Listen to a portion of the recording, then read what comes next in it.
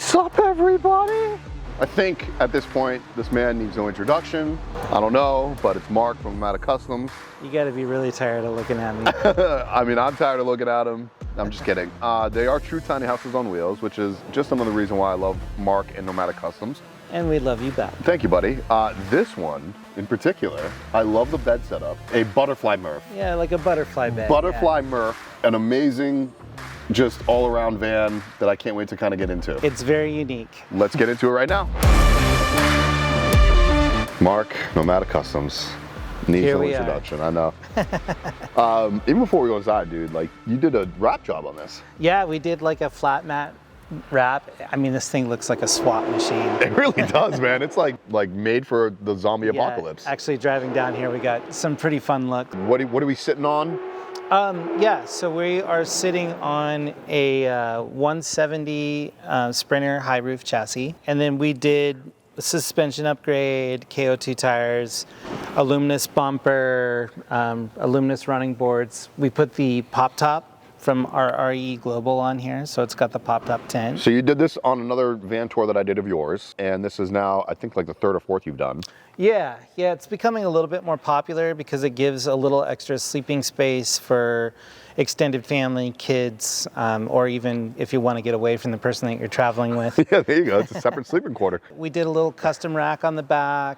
That's a Nomadik custom rack, not just any old custom rack. Yeah, Nomadik Customs rack. Put lights on the outside, and then we have some of the Al van gear on the back for like boxes and racks and that sort of thing. Actually, I did a video with you recently that we talked about you usually using motion windows, but I see that you use either factory Mercedes, or not a factory Mercedes, but a Mercedes. Yeah, these or is that the AMA? The AM Autos. Oh, okay. The AMAs, yeah.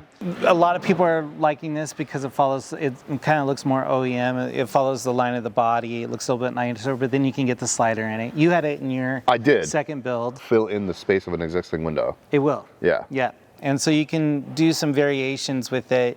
They even have one now that like actually awning window style. It's like this style, but then rather than having an internal slider, they do like an awning one now. Oh, nice. Yeah, so kind of cool. But let's step on inside. A little bit different design on this one. We have the two rotating swivel seats. They have a teenage daughter that travels with them, and they wanted a seatbelted seat for that. So we ended up putting this in, which is a fold-away Bellagio seat. And I think, I'm always forgetting who the manufacturer is. I think it's maybe Marathon or Meridian. It's what? It's a hide and go seat or something like that? Yeah, it's called the Bellagio. The Bellagio, excuse me. Yeah. So, and you can get it in either cloth or leather. So it's pretty sweet. It's nice because you can pack it up out of the way. How do you put it down? Yeah. So this is kind of cool because you just lift up this handle, and then lift up this handle, lift up this handle. You know what? I'm a professional. No, I'm gonna say this. We're at the end of an expo, a festival right now. Oh man, it's been such a long day. It's been a lot going on. I think you probably put that up and down like 29 times. At least 100. Okay. And then it folds up like this. Yes. Success.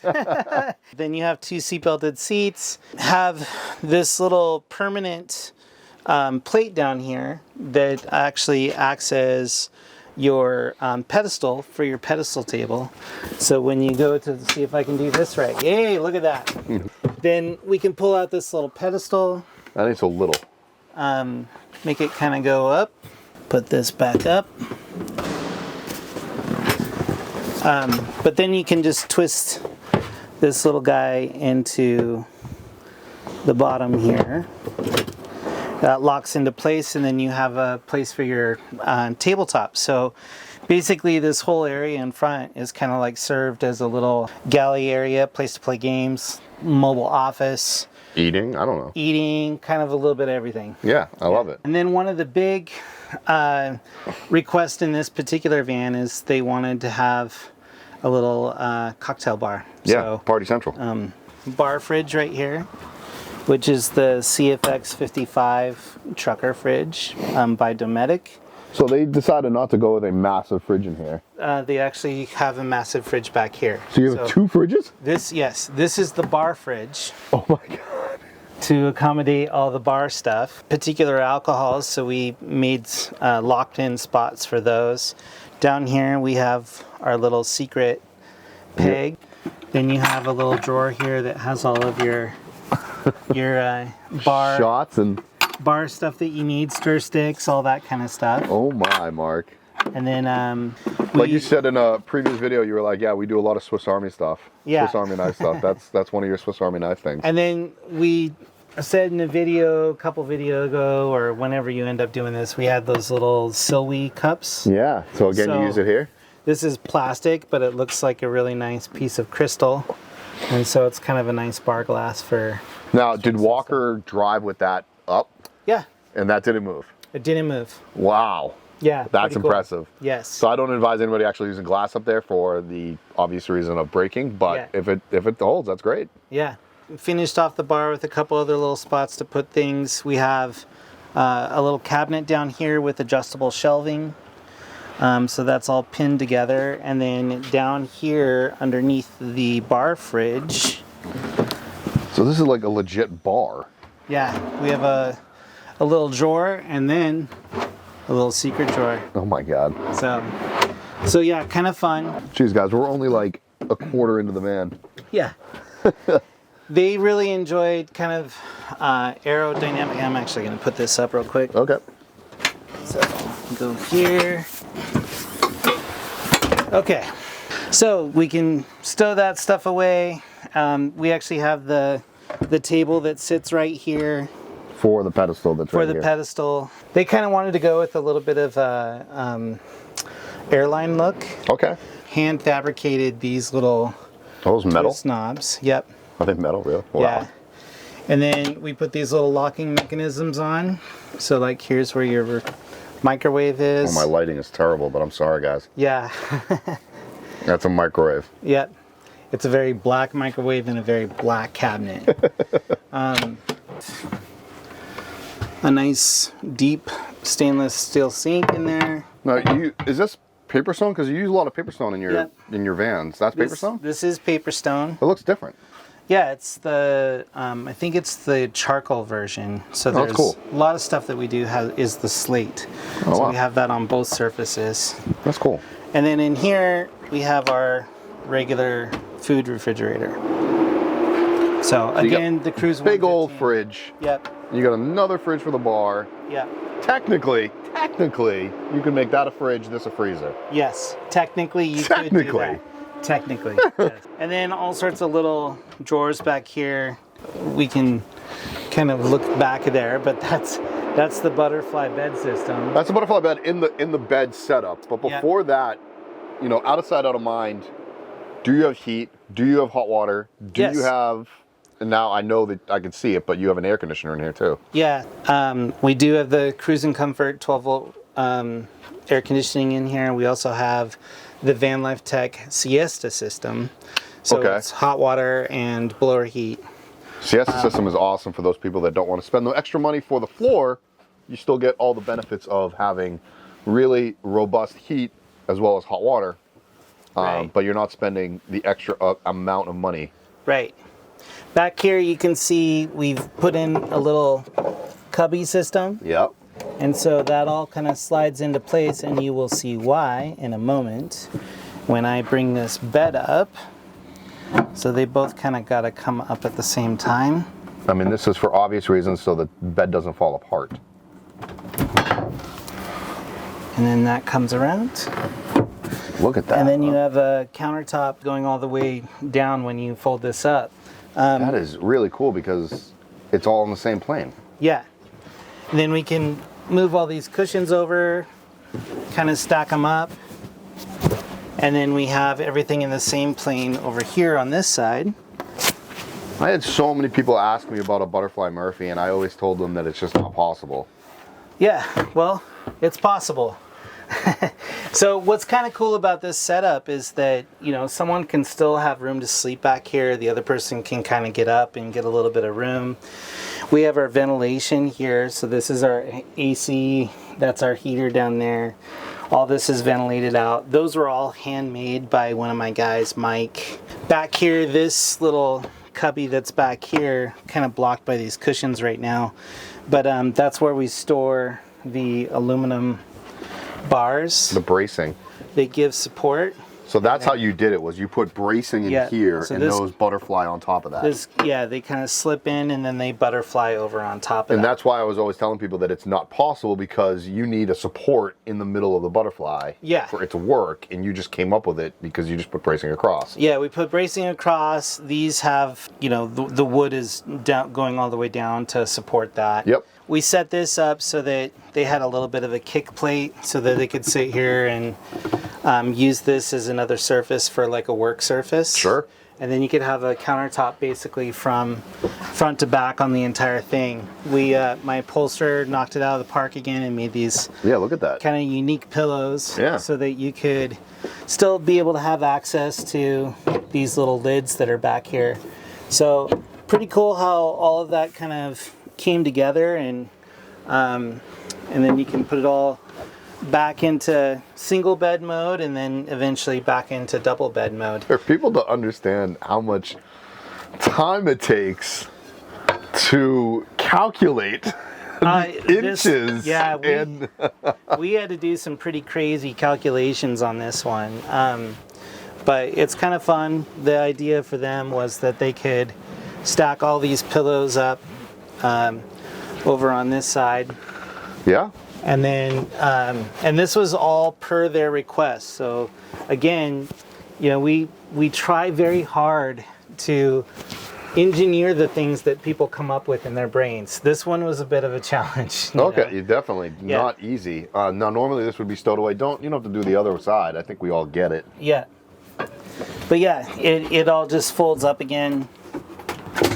And then you have your support bar. That's awesome. I'll go ahead and put this one down just so that you can see the full countertop. You can see the full countertop. But yeah, it just kind of all comes together, and that's cool. You can have all the space. You can have this bed, and then what's kind of cool too is that you can just fold this right up like this. Look at that. Take these last two support bars out, and then you have an entire walkway. Even more space than before. Hello! Way down there. You said this is a 170, right? This is the 170, yeah. Yeah, so I actually have another foot or so back here. Look at that, dude. That is crazy. But yeah, so it's kind of cool because then all these cushions all fit over onto this side, and then they have an entire walk space to be able to come through, and then also have this entire space to be able to have as a countertop. Wondering how this was going to turn out when we first started talking with our client, and it just ended up really neat. I really like how it turned out. It's a nice surface that goes all the way through. This is a high pressure laminate, so this can take a beating. Yep. We've got a little cubby back here with our VanLife tech system. And the double ring too. Yep, the double ring. So we can get a little bit of extra foot room, but still have some nice stuff. Nice little shelves to put cell phones and stuff in. And then, another little space, the inverter, and your AC/DC panel. So it's kind of cool. And then there's kind of this really interesting thing around back. So we'll have to go take a look at that. Well, where's your shower bathroom? Because I know you put that in here. Yeah. This big wall next to me. All right, let me switch sides with you. Yep. This is a bifold door that we made, and then we have a bathroom. You know what? I want to say you did a very similar door for Rob. For Rob, and we've put him in a couple different ones. Yeah, because I remember touring his, and he had a bifold. Yeah, that worked out really well. We did a really cool one that was like almost a Frank Lloyd Wright design in one of our builds too. That. But they opted just to have a bathroom. The guy was very adamant about putting a ventilation window in there. They have a teenage daughter, so they wanted to be able to like kind of close this door off so that she could change and nobody outside could really see her do that. Right. But they didn't really want a shower in here. They just wanted a bathroom. Well, that's interesting. And then they have an outdoor shower. Well, that's cool. I mean, not every client is the same. Yeah, exactly. Everybody's a little different. You could easily make that into a shower. You really could. Yeah. Easily. Yeah, but they were just really not interested in having what's the indoor shower. What's the over under on them coming back to you and being like, put a shower in there? Probably about $1,200. I didn't mean money-wise. What are the chances? Oh, chances? I think they're pretty slim, actually. Really? They were really adamant about just having a bathroom. Okay. Yeah. Yeah, because I know you, and you're probably like, are you sure? Yeah. I was like, do you want me to put a closet rod in there? Yeah. $1,200 to like put a shower pan in there. Yeah. If we're putting like a full wet wall and everything, it's probably like around $4,500. Yeah. Okay. So, yeah. Yeah, that's crazy. Yeah. You're crazy. You are. I know. Oh, okay, we're obviously out back now, or we're going to the back. Yep. So we have the owl gear here, a nice big storage box. You open this up. They wanted to put this L-track back here. Yeah, that's nifty. So that they set up like a little 10 by 10 tent when they go camping and stuff. So they wanted to be able to put that in here and then have the ability to like strap long things, skis, a canopy, you know, whatever, and be able to kind of strap that in, be able to hang towels. Yeah. And all that kind of stuff, bathing suits, wet bathing suits, all that kind of thing. And then they had me put in this, Wow. which was kind of like another little thing that, you know, they wanted to be able to kind of take this here and have the shower head come out. Wash off. Be able to wash off things, be able to spray down like their swimming suits and stuff, or like a pot or whatever. Yeah. And then that just kind of folds back up. So it's kind of like this little bit of a utilitarian thing. Yeah. They have Oh lights. boy. Those are bright. Yeah, nice bright lights in the back to kind of light things up a little bit. You know, when you look at this and all the cushions are stacked up and everything, it looks very utilitarian. Yeah. But then it can kind of fold into this nice deluxe thing, and it's exactly what they wanted. So this was a really unique design. I actually kind of love how they put all this together and thought it out. And then of course I have a knockout crew that did it. People always ask me, like, what is really the difference between, you know, a $100,000 van or $150,000 van compared to like a $50,000 van build? Yeah. And I guess the best thing for me to describe is, like, I usually use you as a reference, because I'm like, look at the detail that somebody like Nomadik Customs does. You know, there's other people that do a lot of exterior components. Yeah, all this is You don't cut corners. all this is 1/2-inch plywood that got curved, so like micro Yeah, if cut. anybody knows what curving is, it ain't easy. And then we took that curve, we're able to bend it, and then we glued it all together once we got that form. Right. And then we went back and laminated. Dude, and curving all takes stuff. like just that piece right there is probably one person's labor for the day. Yeah, I would say this whole entire archway here took 2 days. One person. One for person, 2 days. to do. Yes. Yeah. It might seem silly, but we really love doing the kind of handcraft, you Right. know. And so, as crazy as this sounds, and you're paying for this kind of artisanship that's going into it. Yeah. Been talking about the van builds recently. I have. About, you know, how expensive they are. This van build, I'll be straight up, they were somewhere in the $167,000 range. Just for the build? Just for the build. Yeah. And then probably another like 65 to 70 on the actual van, but we're also talking suspension upgrades, Yep. skid plates, I mean, you've got wrapping the entire vehicle. the pop-up. The pop-up is like 16 grand. I was going to say, including the pop-up and the exterior There's- components, you're probably 30 into the exterior alone. 800 amp hours of 12-volt battery in 800? here. 800. So, I mean, you could run a small welder off of that. I mean, So- you got the VLT system, VanLife Tech, you've got the cruising VanLife tank comfort. system, and all those components in themselves, just the cost of the wood and everything, we're talking like $95,000 to $100,000. Yeah, so if anything, you're eating labor. We're doing this whole entire build over 4 months, Yeah.